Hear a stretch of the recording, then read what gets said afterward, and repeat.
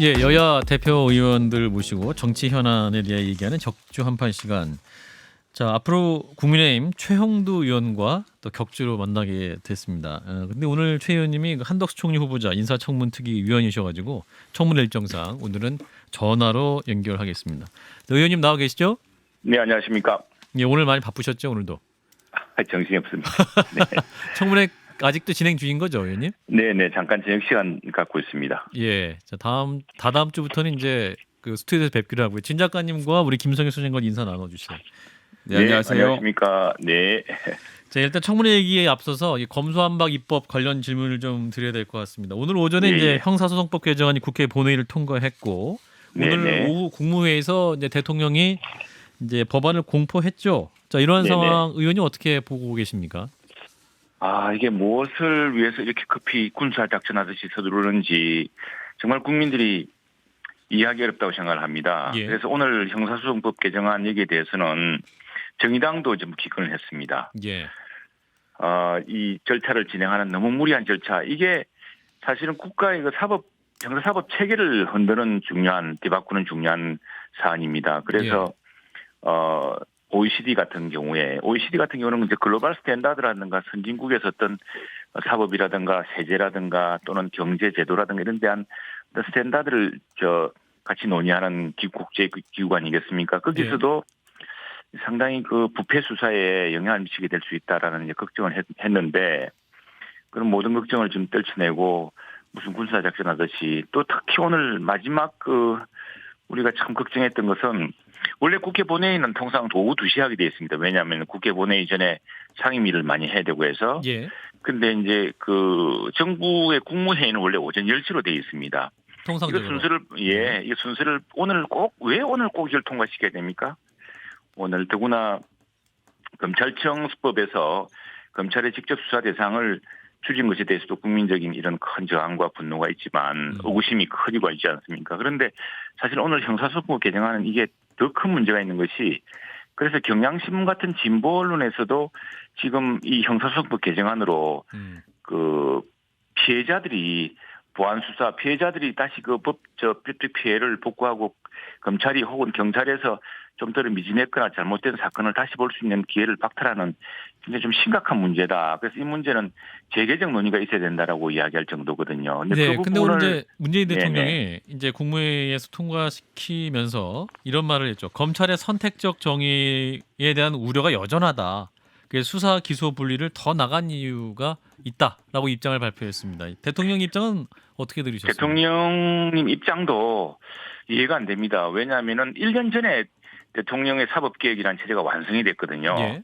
그래서 검찰에게는 6개 수사에 한해서만 직접 수사를 허용하고, 그리고 검경수사 분리해서 국수본을 만들었고, 예. 또 공수처를 만들지 않았습니까? 그로부터 1년도 안 돼요. 더구나 퇴임 직전에 심지어 국제사회에서 OECD 같은 곳에서도 염려하는 이런 법안을 많은 법조단체, 대법원에서도 법원행정처도 걱정하고 있습니다. 예. 이것은 단순히 검찰이 미워서 검찰을 개혁하는 차원 넘어서서 이렇게 될 경우에 억울한 사람들이 수사를 제대로 받고, 그래서 제대로 기소가 되어서 법적으로 처벌받고 또 보상받을 수 있는, 배당받을 수 있는 이런 큰 구조 자체에 큰 결함을 초래할 수 있다는 걱정이 크거든요. 예. 그런 여론을 듣지 않으셨다면 지금 뭔가 청와대 소통 시스템에 문제가 있는 것이고, 설마 알면서 그렇다고 생각하지 않는데, 그렇다고 한다면은 너무 1년 전에 그거로서 검찰 개혁이 완성됐다고 하고 법조 어떤 검경수사 분리라는 해서 문재인 대통령 시절에 추진하던 그런 사법 개혁이란 것이 일단락되었는데, 그 일단락된 걸 또 뒤집고 하는 이런 것 자체가 좀 앞뒤가 맞지 않는 모순적인 행태라고 생각합니다. 입법 절차에도 문제가 있다. 국민의힘에서는 그렇게 주장을 하고 있고. 굉장히 심각하죠. 그래서 권한쟁의 심판을 청구했습니다. 그렇습니다. 헌재에. 예. 이건 이제 권한쟁의라는 것은 의원이 개별 헌법기관이거든요. 그래서 양향자 의원이 지난번에 사보임한 뒤에 법사위에 배정되어서 무소속으로 안건조정위원회에 들어가라고 했을 때 개별 헌법기관으로서 자기는 양심에 따라서 이 법안은 수기를 해야 되는데 나는 이렇게 민주당의 요구대로 이렇게 속도전을 낼 수가 없다라고 반발했던 것이거든요. 바로 그 개별 헌법기관이 모든 국민을 대표해서 모든 국회의원 한 사람은 개별 헌법기관으로서 법안을 심사숙고하는 해야 되는 의무와 권리가 있습니다. 그런데 그 민영배 의원, 민주당 의원 아니겠습니까? 네. 민영배 의원을 갑자기 탈당을 시켰습니다. 그래서 이제 무소속으로 둔갑을 시켜서 안건조정위원회라는 것이 이제 국회 선진화법의 핵심인데 이 쟁점 법안이 있을 때는 국회가 싸우지 말고 그리고 밀어붙이지 말고 최장 90일 동안 3대 3의 비율로 수기를 하라고 만든 장치거든요. 예. 그 수기 장치를 우회하고 파괴하기 위해서 민영배 의원을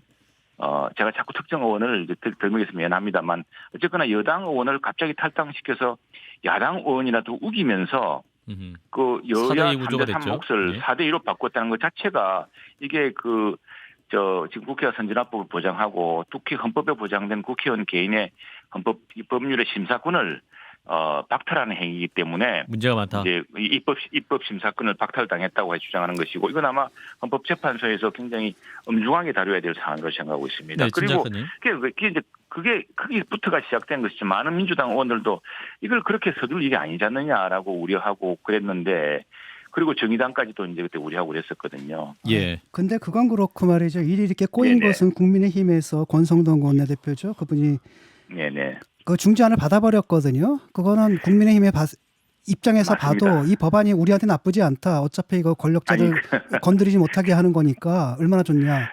뭐 이렇게 생각을 해가지고 사실 국민들한테 야합이라는 비난을 받았는데. 맞습니다. 그런 비난을 받아 쌉니다. 싼데 네. 사실 거기는 오해가 있습니다. 이 식자 우환이라고 저희들로서는 아마 권성동 원내대표는 여당 대표가 되다 보니까 지금 청문회 메모하면 모든 걸 다 진행해 드릴 겁니다. 그런데 예. 이게 우리가 원하는 모든 것을 다 할 수가 없어서 그래서 우리가 지키고자 했던 것은 오늘 형사소송법 개정안으로서 이제 경향신문까지 걱정하게 된 이 형사소송법상의 보안 수사권, 검찰의 보안 수사권이 이제 아주 현저하게 위축됨으로써 범죄 피해자가 제대로 피해를 복구하지 못하게 되는 또는 그걸 처벌하지 못하게 되는 그 가해자를 처벌하지 못하게 되는 이런 공백이 초래되게 됐거든요. 그래서 예. 그걸 막기 위해서 일단 보안 수사권은 확실히 우리가 지키고 검찰 수사권 일부를 양보하면 되지 않을까라고 생각했던 것이 오산이었죠. 저희는 생각합니다. 당시에서는 뭐 여러 가지 여야 상황 우리가 소수당이니까 민주당의 요구대로 다 받아들일 수는 없지만 그러나 우리 요구대로 할 수가 없어서 부분적인 결정을 한 것인데 국민들이 그게 크게 잘못되었다. 우리 진 교수님 말씀하셨다시피 그것이야말로 야합이다. 결국 국회의원 너네들이 검찰 수사를 면하기 위해서 이런 야합을 한 것이구나라는 큰 비판과 이제 저항이 있지 않습니까? 그렇기 예. 때문에 저희들은 다시 민주당에게 국민의 저항을 또는 국민의 이런 그 판단을 이길 수 있는 합의란 건 없다. 이 부분 합의를 좀 바꾸자라고 제안을 했는데 예. 오히려 이제 그걸 빌미로 그건 전혀 국민의 저항 같은 걸 아랑곳하지도 않고 그런 야합이라는 비판도 외면하고 오히려 우리가 당초에 지키려고 했던 보안 수사권마저 퇴색시키면서 지금 금수환박을 밀어붙이고 있습니다. 그래서 이제 통과가 됐지 예. 않습니까, 의원님? 그래서 오늘 그렇습니다. 이제 네. 국무회의까지 통과가 된 상황이어서 네네. 이제 보완할 수 있는 방법은 이제 4개월 내에 보완하려면 그 사법개혁 특위에 참여해가지고 국민의힘 의원들이 또 목소리를 내셔야 되는 거 아닙니까? 근데 지금 참여할 의지가 있나요? 지금 현재까지는 국민의힘이 뭐랄까 참여 안 할 분위기여서요. 지금 이 문제는 우선 앞에 잘못 꼬여진 단추를 우리가 인정할 수가 없습니다. 더구나 국민들이 크게 저항하고 있지 않습니까? 예. 그러니까 당초 합의했던 것도 그걸 기화로 민주당이 더 꼬이게 만들었습니다. 그러니까 경향신문 같은 진보 매체들도 걱정할 정도로 예. 이렇게 되면은 지금 일선 경찰서에 가보시면은 이 수사 경찰수가 현저히 부족합니다. 그런데 지난번 1년 전에 검경 수사 분리 때문에 수많은 수사가 경찰로 넘어오고 있거든요. 예. 그러니까 수사 경찰은 너무 많은 사건 때문에 사건을 일일이 처리하기 힘들다고 할 정도입니다. 그런 상황에서 이제 검찰의 보안 수사권마저 지금 제안해놓고 위축시켜 놔버리면은 예. 이제 그 경찰로서도 그 역할을 충분히 다할 수가 없고 그런 많은 사건이 이제 공백에 뜨고 정말 공중에 뜨게 됩니다. 그때 예. 그 피해는 누가 할 것인가 이런 문제부터 복구해야 되고요. 지금 그건 당장 민주당이 다수당인 만큼 이 검찰정법 그리고 오늘 강행 통과한 형사소송법 개정안을 다시 재검토해서 하면 됩니다. 그렇게 한 뒤에 일단 검경 수사 분리 이후에 지금 수사 상황, 수사가 지연되고 있고, 예. 굉장히 그 시민들이 특히 형사상 피해를 당한 시민들의 그 고통이 크다고 합니다. 이런 것들을 살펴서 그것들 속도에 맞춰갖고 이제 해야 되는 것이고 이 한국형 FBI 그러니까 사실은 이건 검경합동수사본부 같은 겁니다. 미국 예. 체계도 그렇게 되어 있고 그런 것들이야 충분히 공감을 할 수 있는 것인데 지금 당장 그 모든 걸 이렇게 검수완박을 꼼수완판으로 이렇게 만들어 놓고 네. 그걸 뒤에 누더기처럼 된 것을 다시 키우기가 힘든 상황이거든요. 그렇다면은 형사소송법 개정안부터 다시 좀 고쳐서 그런 걸 한 뒤에 이제 이 논의를 하고 되는 것이죠. 사개특위 그래서 하신다는 건가요? 아니 안 하신다는 건가요? 국민의힘이? 지금으로서는 하기 어렵죠. 이렇게 그럼 밀어붙이는데 그 우리가 민주당이 우리 스스로 야당이 고쳐야 되는 겁니까? 이분들이 그러면? 그렇습니다. 네네. 일단 어허. 결자 해지를 해야죠. 이렇게 일을 밀어붙이고 강행 처리한 분들이 문제를 풀어야 되고 여기서 저희가 이 사개특위를 한들 이게 무슨 의미가 있습니까? 민주당이 이게 이제 한들. 문제 있는 걸 문제가 아니라고 생각해서 이렇게 무리하게 입법을 했다면 이게 문제가 그렇습니다. 많다고 생각하는 야당에서 적극적으로 고치셔야 되는 거 아닙니까?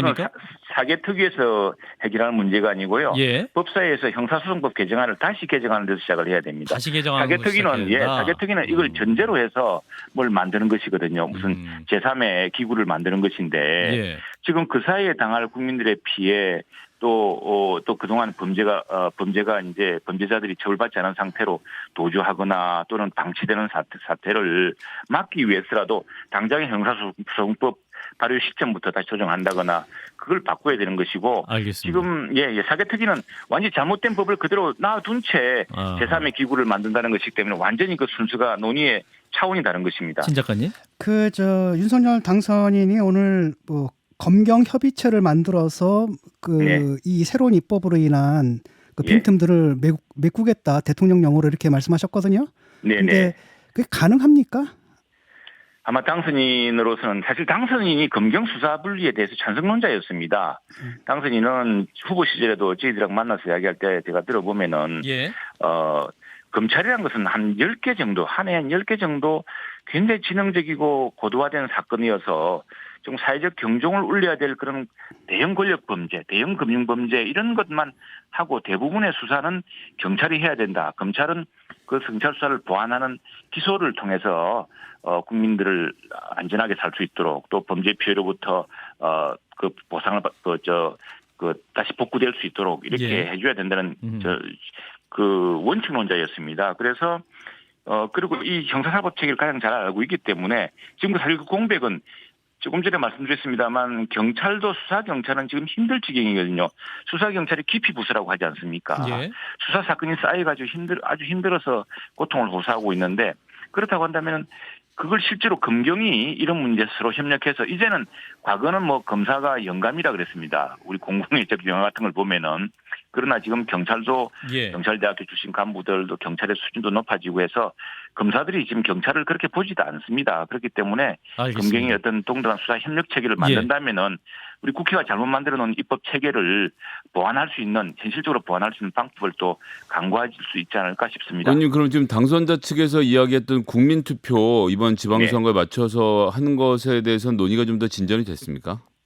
아직까지 지금 저희가 지금 그걸 할 겨를이 없었는데 지금 그 선관위가 이제 그렇게 안 된다고 하는 해석은 지난번에 사실 국회가 좀 게을렀는데 국민투표법에 그 재국민투표가 제대로 될 수 없는 그런 문제가 남아 있습니다. 그걸 빨리 법을 바꿨어야 되는데 그 법은 금방 바꿀 수가 있거든요. 그렇다면은 시기상으로 촉박하긴 합니다만 이렇게 중요한 쟁점이고 하다면 한번 국민투표로 물어보는 것도 오히려 이 문제에 대해서 논란을 종집을 찍을 수 있고 또 국민들이 걱정하는 문제를 어떤 해법을 국민투표라는 왜냐하면 어차피 지방선거가 이루어지고 있으니까 그런 방법까지 이제 생각이 되는 것 같습니다. 청문회 얘기를 좀 하면서 이제 마무리를 해야 될 것 같은데요. 그 한덕수 총리 후보자 청문회에서도 오늘 그 김인철 후보자 그 사퇴 얘기가 나왔죠. 근데 이제 그 한덕수 후보자가 이제 김인철 후보자 임명 과정에서 이제 재청권 행사한 것도 좀 책임 공방이 있었는데, 자, 이 부분은 의원님 어떻게 판단하셨습니까? 그러니까 지금 이 완벽한 검증이랄까 이런 과정을 충분히 거치지 못하고 하지 않았겠습니까? 이제 아마도 재청할 때 당시에는 일단 대략의 검증을 근거로 그냥 믿고서 일단 전제로 하고 그렇죠. 그 한 200개 검증 리스트에 대한 답신이 있었을 테니까요. 그걸 답신하고 그다음에 이제 그러면 이분이 정말 새로운 교육부총리로서 우리 교육의 문제, 당면한 과제를 해결할 능력이 있는 분이냐라는 것을 가지고 제청을 했던 겁니다. 그런데 지금 문제는 그 능력과 그런 것이라기보다는 뜻밖의 생각지 않던 풀브라이트 그 장학재단, 풀브라이트 재단이죠. 재단의 장학금 장학금 문제가 불거지면서 예기치 않은 방향으로 흘러갔는데 저는 이 분야에서는 이제 검증의 문제를 좀 더 두텁게 아주 촘촘하게 할 수 있는 그런 시스템이 좀 요구되는 것인데 그것이 아직 인준도 받지 못한 총리 후보자가 모두 책임질 수 있는 사안이라고 생각하지 않습니다. 예. 자, 한동훈 후보자 청문회 연기가 됐어요. 네네. 예, 이제 법무부장 후보자인데 민주당에서는 이제 증인 협의가 이루어지지 않았다. 그리고 자료 제출도 부실하다. 이렇게 이유를 대고 있고. 하지만 또 이준석 대표는 이 검수완박 공방을 펼치기에 민주당이 너무 부담스러운 상대라서 논리가 부족하기 때문이다. 이렇게 또 말을 합니다. 맞습니다. 그렇습니다. 오늘 이제 종이청문회가 인준청문회 열리지 않았습니까? 그래서 지상파 방송 3군데가 생중계를 했는데 오늘은 보건복지위로 넘어갔어요. KBS가 오전에 다른 두 방송하고 뭐냐니까 그만큼 이제 보건복지위 장관 내정 후보자가 관심이 크니까 넘어가는 거거든요. 만일 오늘 한동훈 후보자 청문회 있었다 그런다면은 오늘 지상파 3사 모두 그쪽으로 갔을 겁니다. 그러면은 원래 내일로 예정돼 있었죠. 예, 2월 4일 경우에는 한동훈 또 검사장, 법무부장 후보자가 아주 논리적으로 정합성이 높기로 유명한 분이어서 그래서 민주당이 이 문제라고 논쟁을 벌이다가 오히려 혹대에다가 큰 혹 붙이는 이런 격이 되지 않을까 그런 걱정을 하지 않았나라고 저희들은 짐작을 합니다. 민주당이 인정하지 않겠지만. 예, 그렇군요. 자, 이렇다 보니까 이제 다음 주 내각 구성이 완료되지 않은 상태에서 5월 10일이 그 취임식이기 때문에요. 이게 그렇습니다. 이제 뭐랄까요, 새 정부 출범도 굉장히 어렵게 되는 것이 아니냐라는 얘기도 나옵니다. 네, 그렇습니다. 가장 큰 문제는 총리 인준 청문회가 이렇게 늦어진 일입니다. 총리 인준 청문 절차 청문회 오늘 가는 청문회예요.